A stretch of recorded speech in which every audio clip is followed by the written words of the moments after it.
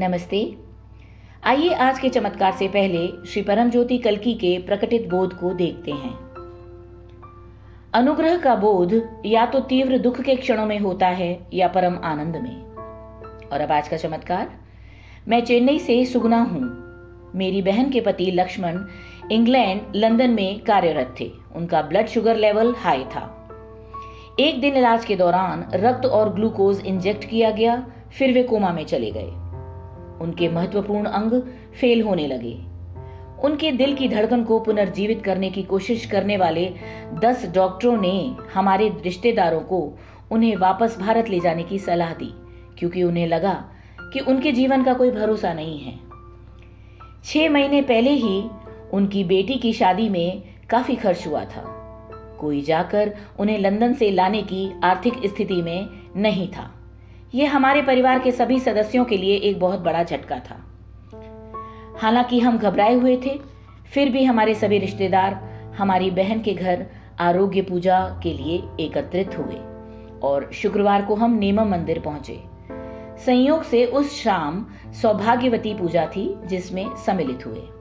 हम सभी ने प्रार्थना की, प्रदक्षिणा की, सौभाग्यवती पूजा में भाग लिया, जो कि पति की लंबी आयु के लिए की जाती है।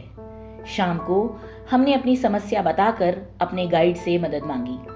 हमारे गाइड ने तुरंत यह प्रार्थना कॉन्फ्रेंस में भक्तों से कराई, जहां 480 भक्त ऑनलाइन थे।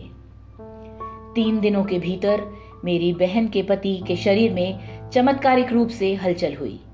महत्वपूर्ण अंग एक एक करके पुनर्जीवित होने लगे। उनका इलाज करने वाले एक भारतीय डॉक्टर ने कहा कि अब उनमें बेहतरी के लक्षण दिखाई देने लगे हैं।